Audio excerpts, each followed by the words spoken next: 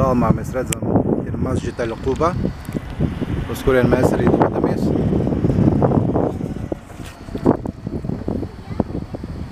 Tagad ir uztaisīts taisnais ceļš no Praviešu mošejas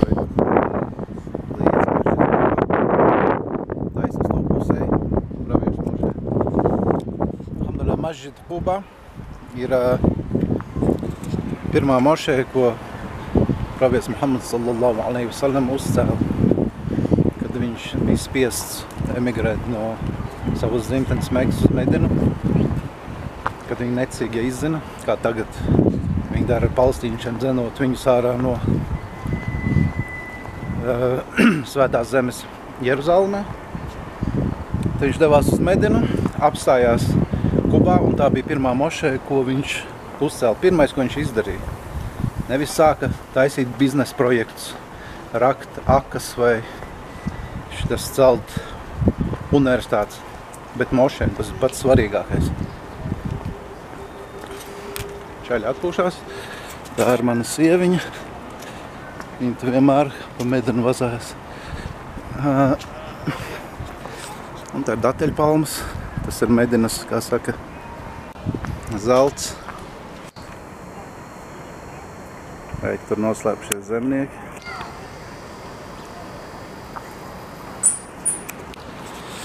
Jā, un pēc tam pravietis devās tālāk. Viņa kamielam viņu aizved uz to vietu, kur tad ir Praviešu mošeja. Kamielam apsēdās, un tur tika uzcelta Praviešu mošeja. Un pravietis katru sestdienu gāja no savām mājām uz mošeju Quba. Tagad viņi izsās tāda. Vēlreiz jums parādīšu.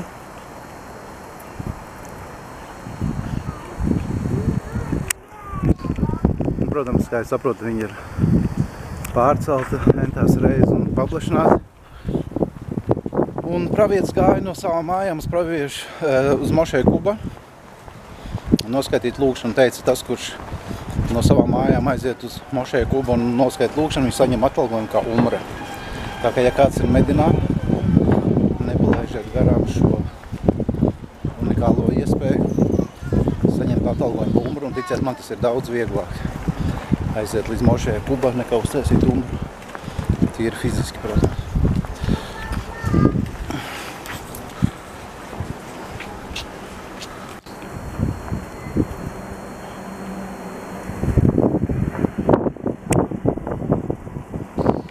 Un te tāds transportiņš iet, arī pa taisno no Praviešu mošeju uz mošeju Quba.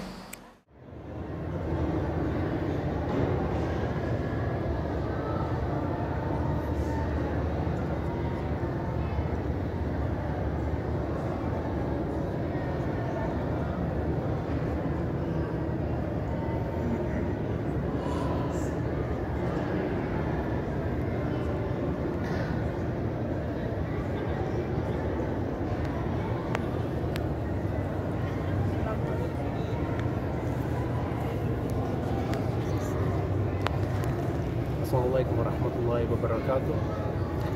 Mēs pašlaik atrodamies mošejā Quba. Šī ir pirmā mošeja, kuru pravietis sallallahu alaihi wasallam uzcēla, kad viņš pārcēlās no Mekas uz Medinu. Ja precīzāk, tā ir vispār pirmā mošeja, kuru pravietis sallallahu alaihi wasallam nodibināja. Tāpēc, ka mošeja, kas ir Mekā, al-Haram mošeja, ko nodibināja pravietis Ibrahim alaihi salam. Un šo mošeju nodibināja pravietis sallallahu alaihi wasallam. Kad viņš pārcēlās no Mekas uz Medinu, viņš 2 nedēļas dzīvoja šī vietā un uzcēla šo mošeju.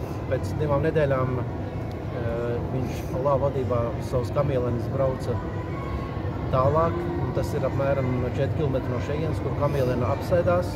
Un pravietis teica, šeit mēs celsim manu mošeju.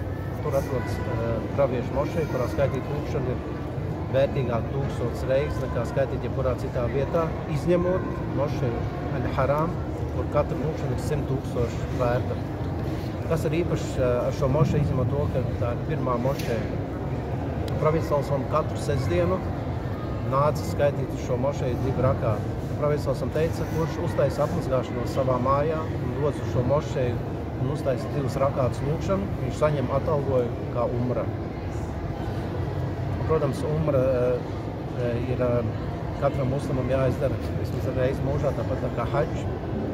Bet, ja kāds ir Medinā un viņš grib saņemt atalgojumu kā umra, tad iesaku viņam apciemot šo mošeju un uztaisīt 2 rakātus. Lai Allah dot iespēju visiem muslimiem apciemot gan mošeju Haram Mekā, gan praviešu mošeju Medinā, gan šo pirmo mošeju, ko muslimi uzcēla. Protams, tādā izskatā, kā viņi pašlaik nebija praviešu laikā, viņi bija vienkārši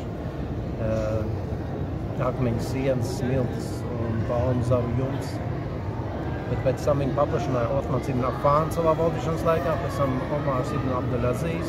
Un tādā veidā, kā viņi izstās pašreiz, viņi tika uzcelta 1406. gadā pēc hidžras, lai atalgo visus, kas ieguldīja savu laiku un līdzekļus, lai paplašinātu un uzturētu šo mošeju, lai Allah iedot iespēju visiem muslimiem apciemot šo vietu. Assalamu alaikum wa rahmatullahi wa barakatuh.